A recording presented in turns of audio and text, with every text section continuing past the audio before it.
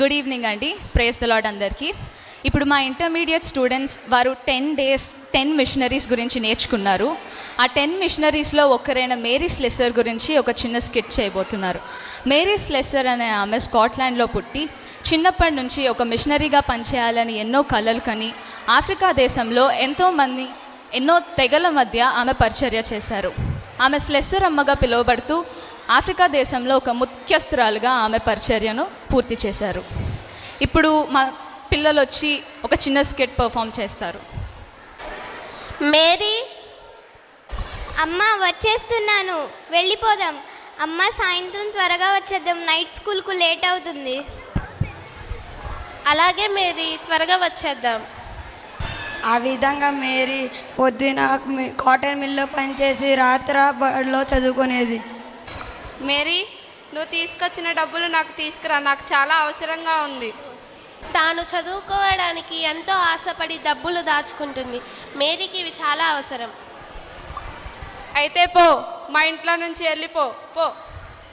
అప్పుడు మేరీ ఏడుస్తున్నప్పుడు ఒక ముసలావిడ వచ్చి సువార్త చెప్పింది. ఏమైంది మేరీ, ఎందుకు ఏడుస్తున్నావు? మా నాన్న నన్ను ఇంట్లో నుంచి పొమ్మన్నాడు. నేనంటే అసలు ఎవరికీ ఇష్టం లేదు. బాధపడుకు మేరీ, మీ నాన్న పొమ్మన్నాడని బాధపడుకు. యేసయ్య మనందరి కోసం ఉన్నాడు. ఎలాగని? శిష్యులు కూడా ఆయన ఎవరో మాకు తెలియదు అన్నారు. ఆయన యేసయ్య. మీరేం చేస్తున్నారో మాకు తెలియదు, క్షమించమని ప్రార్థించాడు.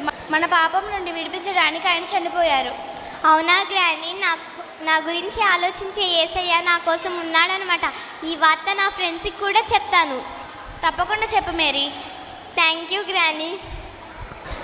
మేరీ, నీవు యేసుని తెలుసుకోవడం నాకు చాలా సంతోషం. ఆఫ్రికాలో యేసు గురించి అందరూ తెలుసుకోవాలి. అక్కడ పరిచర్య చేస్తున్న డేవిడ్ లివింగ్స్టన్ గారు చనిపోయారంట. అమ్మా, నేను ఆ ప్రాంతానికి వెళ్ళి సువార్తను అందిస్తాను.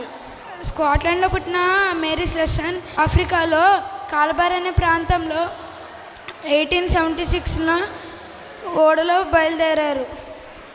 మేరీ, నిన్ను కాలాబార్ ప్రాంతానికి మిషనరీగా పంపారట కదా, చాలా సంతోషం.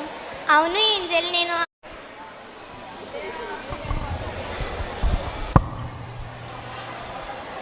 మేరీ, నిన్ను కాలాబార్ ప్రాంతానికి మిషనరీగా పంపారట కదా, చాలా సంతోషం.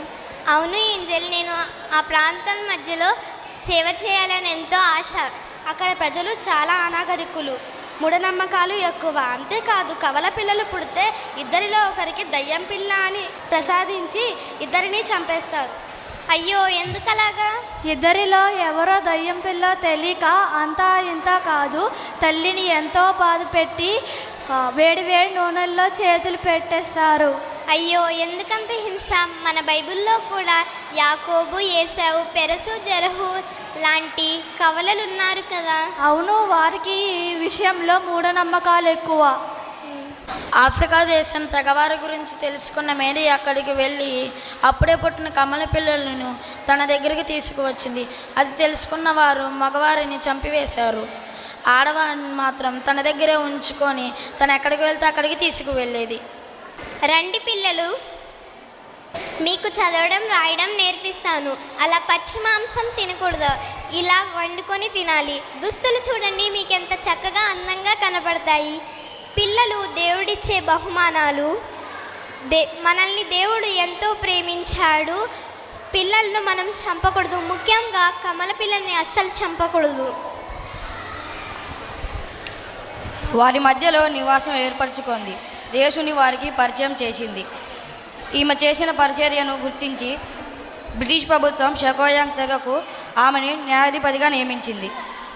కుటుంబ పరిస్థితి, ఆర్థిక పరిస్థితి, తండ్రి తాగుబోతవడం వలన సామాజిక పరిస్థితి సరిగా లేకపోయినా భాష తెలియని దేశమైన ఆఫ్రికా అడవుల మధ్యలో పూర్తిగా అనాగరికులైన వారి మధ్యలో సేవ చేసి అందరితో స్లెస్సరమ్మ అని పిలువబడి బానిస వ్యవస్థకు వ్యతిరేకంగా పోరాడింది.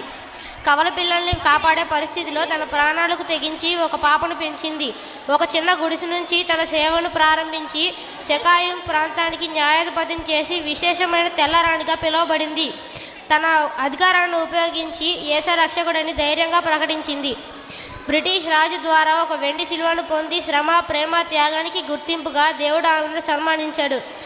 అలాగే ఇక్కడ చేరి ఉన్న మన అందరి విషయంలో కూడా మనం దేవుని కోసం చేసే విషయాలను ఆయన ఎల్లప్పుడూ చూస్తూ మనకు కూడా కావాల్సిన సమస్తాన్ని అనుగ్రహిస్తాడని ఇంటర్మీడియట్ విద్యార్థులమైన మేమందరం తెలుసుకొని నమ్ముతున్నాం. మా విశ్వాసంలో ముందుకు సాగడానికి ప్రార్థించండి. Thank you.